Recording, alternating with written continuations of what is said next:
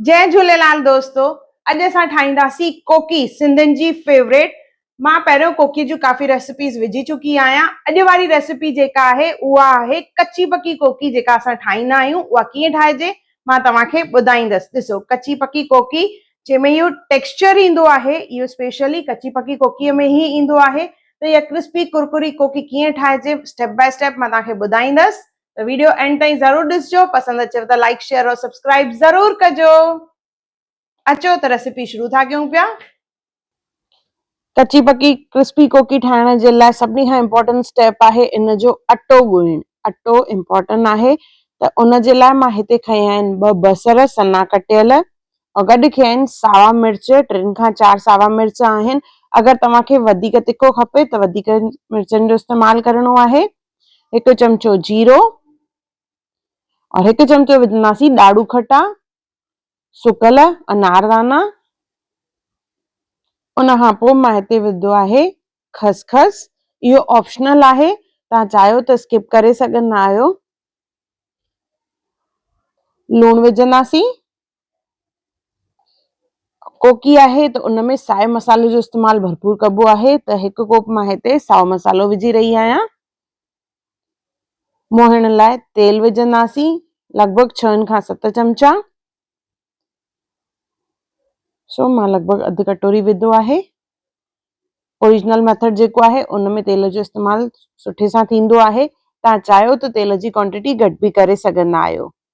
उन खां पोइ असां हिन में विझंदासीं अटो। मां हिते 2 कोप अटो विधो आहे। कोप जी मेजरमेंट जेका आहे उहा 200 ml आहे। इनखे चङी तरह सां मिक्स कंदासीं, जी सभु शयूं जेके आहिनि हिक करियूं मिक्स थी वञनि। उन खां पोइ मुठी ॿधी ॾिसंदासीं। मुठी ॿधिजे थी मतिलबु मोहण यानी तेल जी क्वांटिटी बराबरि आहे। हाणे थोरो थोरो पाणी विझी करे अटो ॻोहींदासीं। पाणी जेॾी महिल विझंदासीं असां हिक महिल सॼो पाणी न आहे विझणो, थोरो थोरो करे पाणी विझंदासीं ऐं चङी तरह हिनखे मसले मसले अटो ॻोहींदासीं।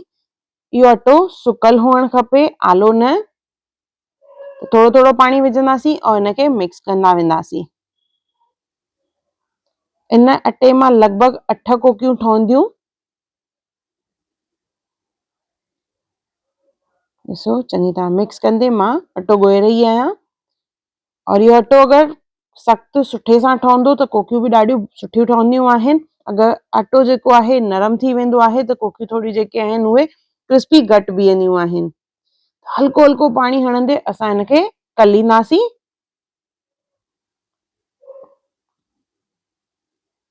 बाउल में अञा कुछ पार्ट्स जेके आहिनि अञा उहे मिक्स न थिया आहिनि, त हल्को सो पाणी हणंदासीं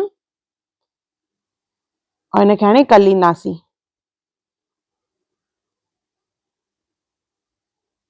इहो असांजो लॻभॻि अटो तैयार थी वियो आहे, कोकीअ जो अटो। ॾिसो, बसर, सावा मिर्च, साओ मसालो, असांजी कोकी जेका आहे ॾाढी बढ़िया लॻंदी आहे। और असां हिन में खसखस जो बि इस्तेमालु कयो आहे। अटो त तैयार थी वियो आहे। अचो त इन मां खणंदासीं हिक चाणी हणे। जीअं मां ॿुधायोमांव, इन मां लॻभॻि 8 कोकियूं असां ठाहे सघंदा आहियूं, नंढियूं और मीडियम साइज़ जेके हूंदियूं उहे 7। हिकु पोर्शन खणंदासीं और थोरो सो आटण लॻाए करे इनखे वेलणो आहे। और जेॾी महिल कोकियूं ठाहिणियूं हुजनि ओॾी महिल ई अटो ॻोहे करे ठाहिणो आहे, छाकाणि रखण खां पोइ इहो अटो जेको आहे नरम थी वेंदो आहे, बसर पाणी छॾींदो आहे। थोरो सो वेले रही आहियां मां, बिल्कुलु सन्हो न आहे करणो। ॾिसो, मोटो ई आहे। हाणे हिनखे असां सेकींदासीं। जीअं मां ॿुधायो, कोकी पचाइण जो जेको तरीक़ो आहे कचो पको तरीक़ो, यानी इन में पहिरियों कोकीअ खे थोरो सो कचो पचाइणो आहे कुझु सेकंडनि लाइ। ॿिन्ही पासे जीअं इहे निशान थी वेंदा, उन खां पोइ हिनखे लाहे करे असांखे वरी वेलणो आहे। ॾिसो, हिन तरह घणो न पचाईंदासीं। इनखे हाणे वेलींदासीं असां। इन तरीक़े सां जेको टेक्सचर ईंदो आहे कोकीअ जो उहो ॾाढो बढ़िया ईंदो आहे। त वेले इनखे असां धीमी बाहि ते यानी घटि बाहि ते इनखे असां सेकींदासीं चङी तरह। पहिरियों बिना तेल जे सेके रही आहियां, उन खां पोइ असां हिन में तेल विझंदासीं। तव्हां चाहियो त हिते सचे घीअ जो बि इस्तेमालु करे सघंदा आहियो, चाहे मोहिण हुजे या सेकण महिल। हाणे हिन में असां विझंदासीं तेल। जीअं मां ॿुधायोमांव, तव्हां चाहियो त हिते सचे घीअ जो बि इस्तेमालु करे सघंदा आहियो। धीमी बाहि ते चङी तरह ॿिन्ही पासे सेकींदासीं। और हिन में ॾिसो बढ़िया सो कलर अची वियो आहे। ये असांजी कोकी लॻभॻि तैयार आहे।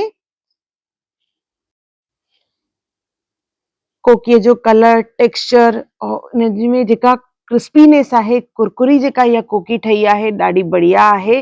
जेॾी महिल कोकी ठहंदी आहे न बसर वारी, त एॾी ज़बरदस्त हिन जी खुशबू ईंदी आहे त मन मोहिजी वेंदो आहे त जल्दी सां मां इहा कोकी खावां। त इहा कोकी जेका आहे पापड़ सां या खटाइण सां खाइजे। खटाइण बि उहा बि जेका हुजे मां जे हथ जी ठहियल होममेड खटाइण। असां सिंधियुनि जी फेवरेट खटाइण आहे पोटली वारी खटाइण, कद्दूकस कयल अंबड़ीअ जी खटाइण या गजर जी खटाइण असां खाईंदा आहियूं।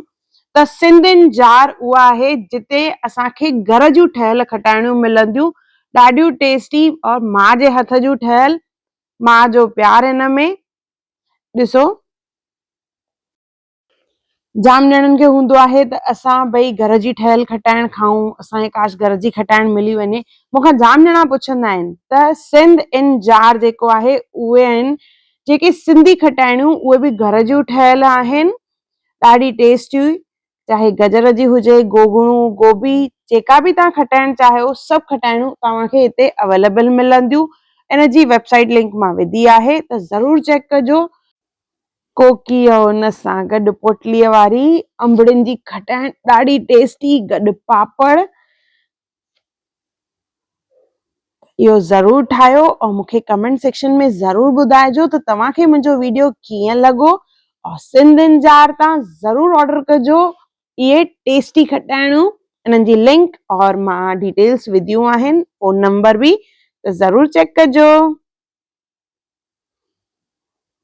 और वीडियो तव्हांखे कीअं लॻो उहो बि मूंखे कमेंट करे ज़रूरु ॿुधाइजो। और अहिड़ा कहिड़ा वीडियोस तव्हां मुंहिंजे चैनल ते ॾिसणु चाहियो था, इहे बि मूंखे कमेंट करे ज़रूरु ॿुधाइजो। अगर तव्हांखे मुंहिंजी वीडियो पसंदि आई हुजे त उनखे लाइक कजो, शेयर कजो और सब्सक्राइब कजो। और मुंहिंजी ईंदड़ वीडियोस खे ॾिसण जे लाइ बेल आइकॉन ज़रूरु क्लिक कजो। फेसबुक और इंस्टाग्राम ते मूंखे ज़रूरु फॉलो कजो। और मुंहिंजो वीडियो ॾिसण लाइ धन्यवाद। जय झूलेलाल।